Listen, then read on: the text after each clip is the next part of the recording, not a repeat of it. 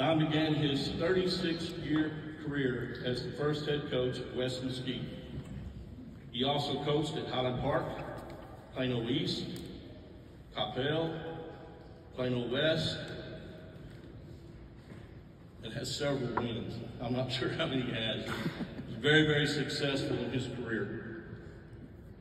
Don served on the Texas High School Baseball Coach Association Board of Directors for 8 years before becoming president in 1998 and 99.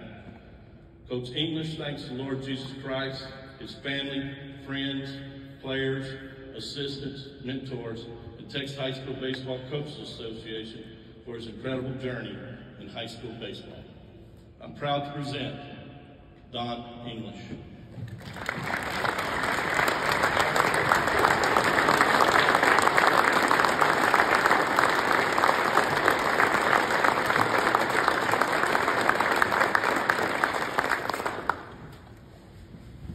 Thank you, John, and congratulations to all you state champions.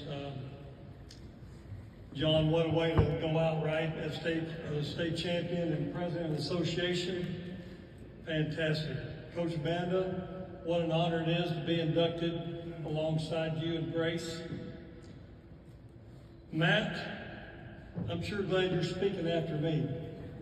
That way people will stay, and we're proud of you, how you have played the game, how you respect the game. Obviously, Rick, great job. You and your wife raising Matt. What a great career. Thank you, Rex, John, Mario, board members, for this great honor. To join a fraternity of my coaching heroes is truly humbling. I have many great memories serving this wonderful association and have met several outstanding coaches, many who have become lifelong friends. Some of my best memories include chauffeuring 3 legendary coaches to the convention from Dallas to Waco. Ron Pope, who's right here, godfather of college baseball right there. If everybody would give him a big hand.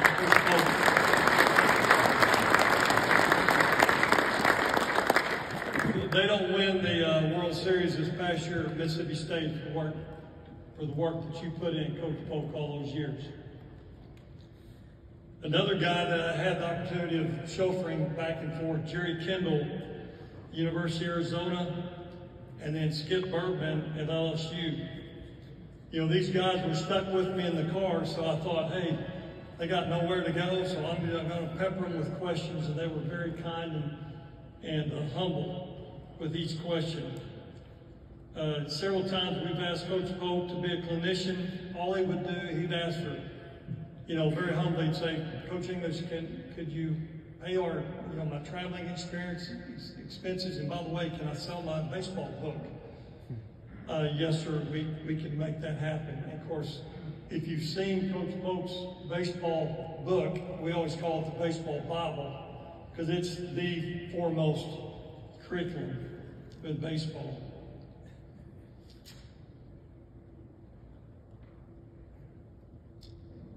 Jerry Kendall would also speak at our FCA breakfast that we'd hold on Saturday mornings, and then Skip Bergman would share stories like nobody else. One of the stories he told me, he loved Chicken Shack in Waco. Any of you guys remember Chicken Shack? Great place until the health department shut it down. But Skip told me a story one day. I don't know how we got on the subject of hiring assistants. He said, Don, I had this guy, I sat down with this young coach, and he said he was going on and on about, what a great coach I'm going to be, and what I can do for LSU, and all these things. And Skip finally, as only Skip could do, said, son, let me ask you 3 things. Can you throw BP? Can you hit fungo? And do you own a truck? And he said, yes, sir. He goes, you're hired. And just what a great men those guys are. It has been an honor to be called coach all these many years. It's been said a coach impacts more people in a year than most people do in a lifetime. we know that's true. A few years ago, one of my former Highland Park players, Scott Johnson, was walking through an athletic complex where I was coaching, recognized my voice, and walked over to the field where my team was warming up to say hello. If a player I had not seen in 30 years could recognize this underwhelming voice, what does that say about the power of a coach's voice, his words, his voice inflection, his mannerisms, and the many ways he speaks into a young man's life? We as coaches have the amazing opportunity to challenge, lead, and inspire young men to become champions on and off the field using this great game. The reason I'm standing here today is because of my high school coach, Dolph Rogelski, who coached Bama. You may have remembered, one of the founding fathers of THSCPA, and folks sitting right out here. My journey in baseball has been filled with wonderful mentors, outstanding assistants, and incredible players. At West Mesquite, my athletic director, Charlie Claus, an amazing man whom we all desperately wanted to please, gave me my first high school job at a brand new school. During my second year, Coach Qualls dropped by the new school in December to tell me we were starting baseball in February, and that he had no idea where we would practice or who we'd play. I said, Coach, I know exactly where we're going to practice. We're going to practice right out there in the Mesquite Memorial Stadium parking lot, and we did. We played anybody we could find, and we got it started. 3 years later, when we earned the first playoff berth in school history, I learned that hard work and playing for each other often defeats more talented teams. A few years later, when Bo Snowden called at Highland Park, we were driving through the community. Bo and I saw kids playing football, basketball, and soccer, but nobody playing catch.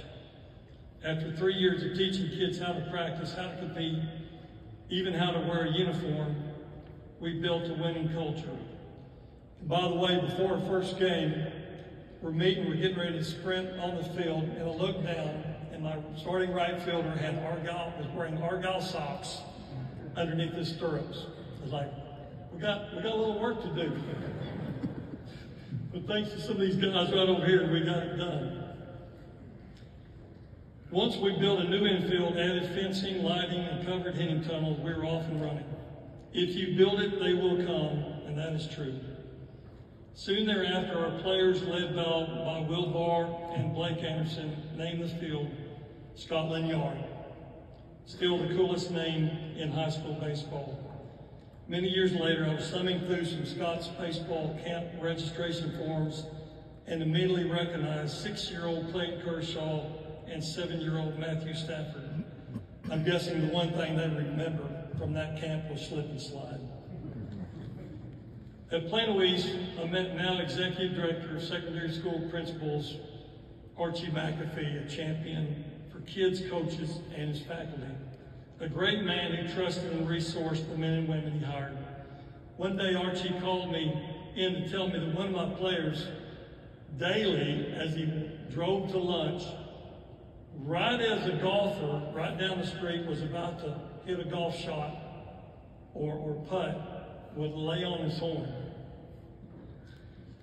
After I provided this young many opportunities for improvement, the golfers were once again safe to drive for show and putt for dough.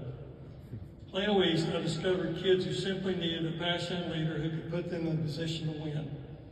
Our first year, I came into the office one day after practice, frustrated that we were not improving, sitting at 5-13.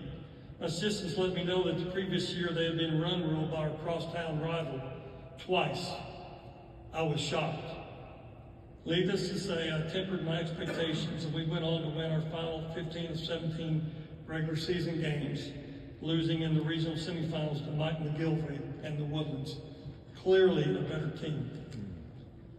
Years later, before moving to Coppell, I called our deputy superintendent to thank him for 6 great years and to share 2 major problems with baseball in Plano. Without lights, we had shortened practices and games and no off-season for our 9th and 10th grade kids. 4 years later, Plano West won the district's first state championship thanks to one man making key changes for kids. In Coppell, I was hired by three wonderful men, Joe Barnett, who's here today, Jimmy Spann, and Mike Fuller.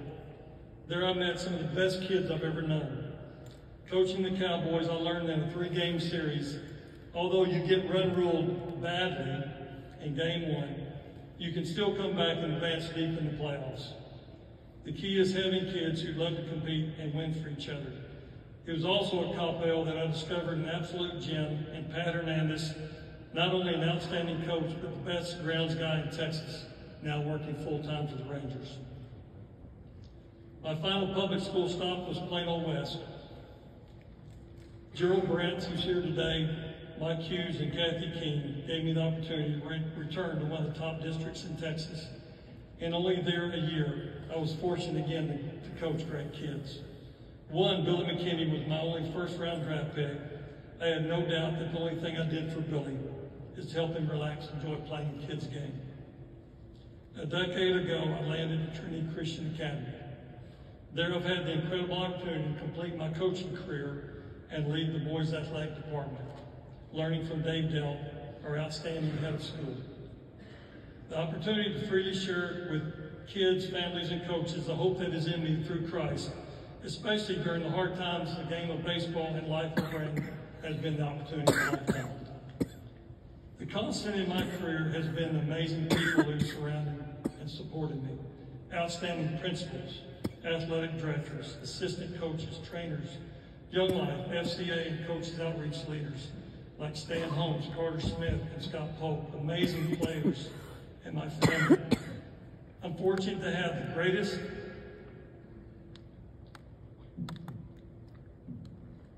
mom and dad, brothers, and sister anyone could ever have.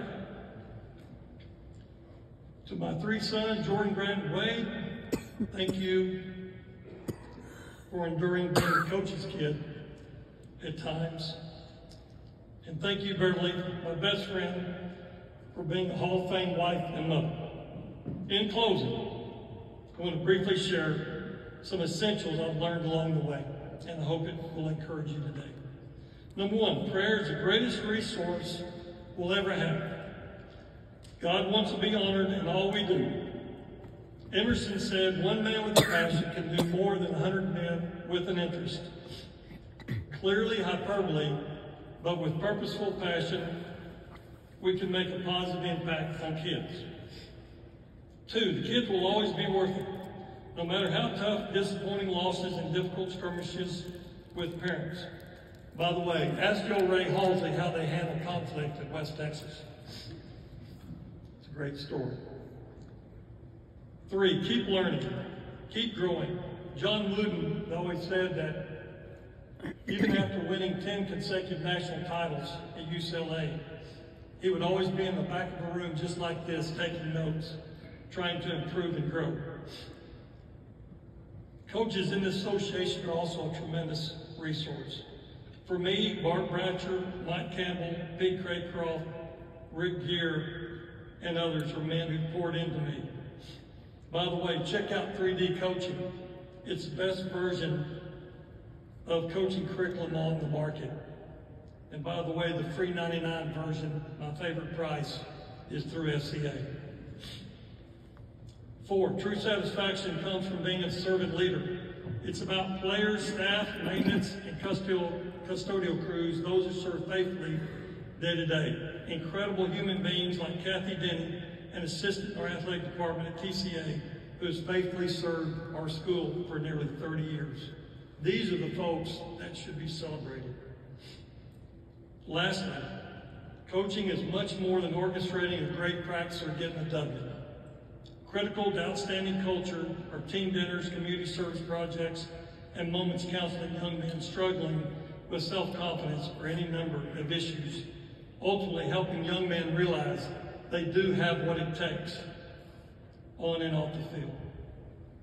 On behalf of over 600 players and all the many wonderful people who have catapulted me here today, thank you for this tremendous honor.